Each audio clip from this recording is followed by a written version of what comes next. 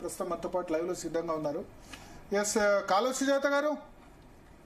భరత్ గారు, good evening అండి. Good evening. ఇంకా బీఆర్ఎస్ నుంచి కవిత వెళ్ళిపోయినట్లే. అప్పట్లో లీక్స్ వచ్చాయి కాంగ్రెస్ పార్టీలో,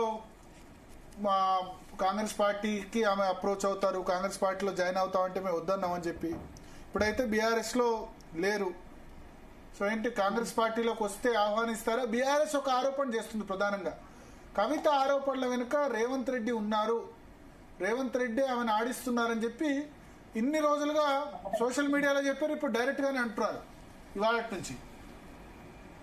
గుడ్ ఈవినింగ్ అండి. వినబడుతుందా భరత్ గారు? వినబడుతుందండి, చెప్పండి. ఒక్క నిమిషం.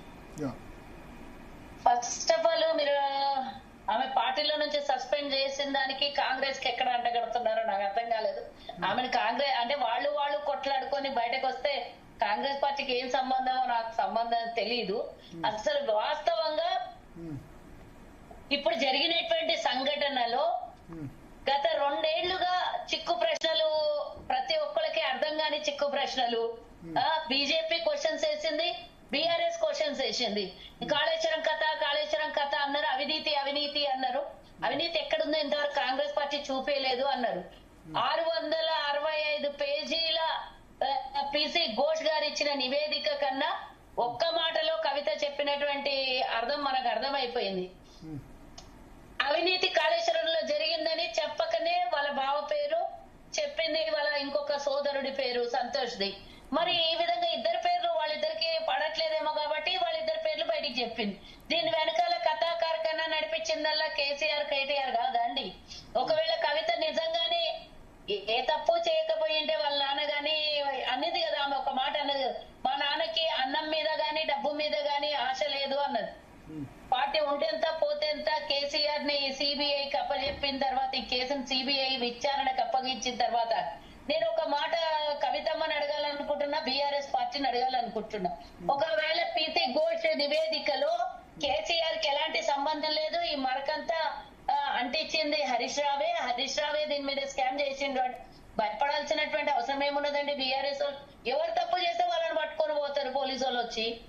మరి వాళ్ళ నాయన మీద ఎందుకు జాలి చూపించి మాట్లాడిందో నాకు అర్థం కాలేదు. వాళ్ళ నాన్నకి ఎలాంటి సంబంధం లేదన్నప్పుడు కాముగా ఈ సిబిఐ విచారణ గాని ఘోష్ నివేదిక గాని చూడాలి. దాని మీద అంటే కౌంటర్ కి ప్రతి కౌంటర్ ఇవ్వాలి, లేదా దానికి సమాధానం చెప్పాలి.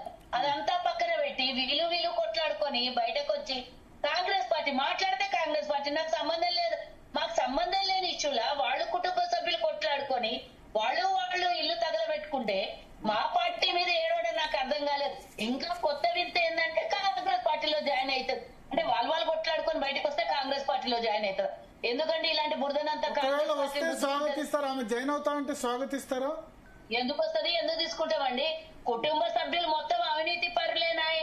కొత్తగా ఏమన్నా ఇప్పుడు ఈమె వచ్చి వాళ్ళిద్దరి మీద చెప్పింది, రేపు పొద్దున మళ్ళీ ఈమె బయటకు వచ్చినప్పుడు వీళ్ళు బీఆర్ఎస్ వాళ్ళు రేపు పొద్దున ఆమె వేరే పార్టీ పెట్టి వేరే పార్టీ ఏదైనా ఆమె ఇంతకు ముందు షర్మిల వైఎస్ జగన్ మీద ఏమైనా మాట్లాడినే ఉంటే సేమ్ ఇప్పుడు వీళ్ళు కూడా ఆమెకు వ్యతిరేకంగా బీఆర్ఎస్ వాళ్ళే మాట్లాడతారు కదా. కవితమ్మ ఏమన్నా తక్కువ తిన్నదా? బుర్జు ఖలీఫాలో ఫ్లాట్ కొన్నది, బంజారాస్ లో 150 కోట్లతో ఇల్లు కట్టుకున్నది.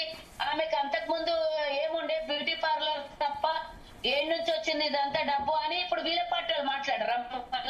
డెఫినెట్ గా ఈమె వాళ్ళ మీద బురద వెళ్ళిన వాళ్ళు ఈమె మీద వెళ్తారు. రేపు పొద్దున వీళ్ళు కొట్లాడుకొని అదేమంటారు దోనోకే బీచ్ మీద తీసుకురొక లుక్సాన్ అన్నట్ల మా పార్టీ మీద వాడి మా పార్టీ మీద ఏడుస్తే ఏమొస్తుంది? మా పార్టీలోకి ఇలాంటి వాళ్ళకు అవసరమే లేదు. మా పార్టీ ఆల్రెడీ ఎస్టాబ్లిష్డ్. మా పార్టీలో పూర్తిగా చాలా మంది మహిళలకి ఇప్పుడు పదవులు కావాలి, పదవులు ఇచ్చున్నారు. ఇంకా పదవుల కోసం అనేది చాలా మంది కష్టపడ్డ వాళ్ళకి అందరు వేచి చూస్తున్నారు. ఇలాంటి వాళ్ళని తీసుకొని మళ్ళీ మేమెక్కడ బుర్రతో చదువుకున్నామండి? మాకేం అవసరం? అసలుకి ఈ కుటుంబానికి కొట్లాటకి కాంగ్రెస్ పార్టీకి సంబంధం లేదు. అసలు కాళేశ్వరం కథ మొదటి నుంచి ఎన్నికలకు ముందు నుంచి కుంగిపోయినప్పటి నుంచి వాళ్ళ పార్టీ కూడా కొంచెం కుంగిపోతా ఉన్నది. ఆ కుంగిపోయిన నేపథ్యంలో బీటలు వారింది, ఈ కుటుంబంలో బీటలు వారింది. అది 2 పిల్లర్లు వంగిపోయింది, 2 చోట్ల అన్నారం బ్యారేజ్, సుందిల్ల బ్యారేజ్ కుంగిపోయింది. ఈ రోజు కవిత బయటకు వచ్చింది, హరీష్ రావు మీద సంతోష్ రావు మీద వాళ్ళు చేసిన స్కామ్ ల గురించి చెప్పింది. ఇట్లా అది ఎట్లా కాళేశ్వరం కథమైతుందో వీళ్ళ కుటుంబం కూడా అట్లనే. అంటే చేసిన పాపాలు కళ్ళ ముందు కనబడుతున్నాయి. తెలంగాణ 4 కోట్ల మంది ప్రజలకు అర్థమైపోయింది. ఈరోజు సిబిఐ విచారణ లేకుండా కవిత చెప్పినటువంటి మాటలే చాలా ఎవిడెన్స్. హరీష్ రావు ఉన్నాడా, కేసీఆర్ మరి 5 ఏళ్లు ముఖ్యమంత్రిగా ఉండి తొలి విడతలో ఆయన ఆర్థిక శాఖ మంత్రి ఉన్నప్పుడు మోసం చేసిండు, స్కాములు చేసిండు, అందుకనే రెండోసారి మంత్రి పదవి ఇవ్వలేదని కవిత చెప్పింది. మరి ఆయనే ముఖ్యమంత్రి కదా, అంత నీతి నిజాయితీ పరుడు అయినప్పుడు హరీష్ రావుని ఎందుకు ఎక్స్క్యూజ్ చేసిండు?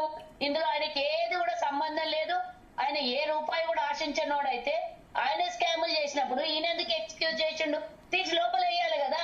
అదే ఎవడన్నా 10,000 బ్యాంకు నుంచి అప్పు తెచ్చుకోనో, లేకపోతే ఇంకేదన్నా పేదోడు రైతు ఏదన్నా అప్పు కట్టకపోతేనో రైతులకు బేడీలేసినటువంటి రోజులు ఉన్నాయి కదండి.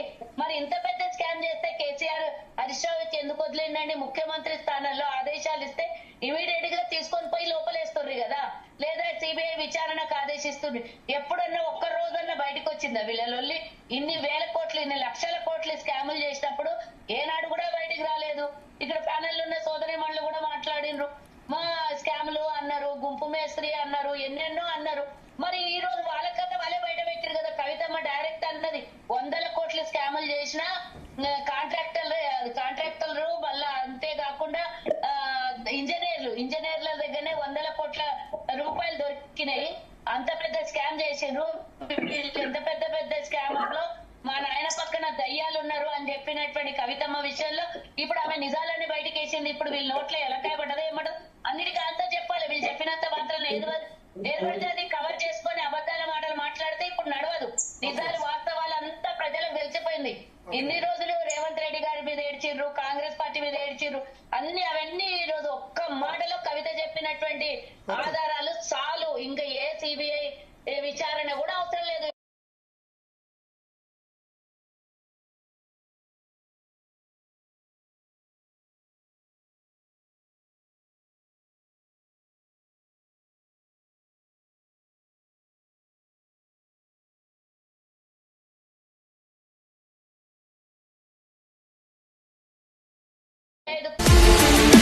నమస్తే, welcome to daily news and analysis with Bharat. Editor Bharat తో డిస్కస్ చేద్దాం.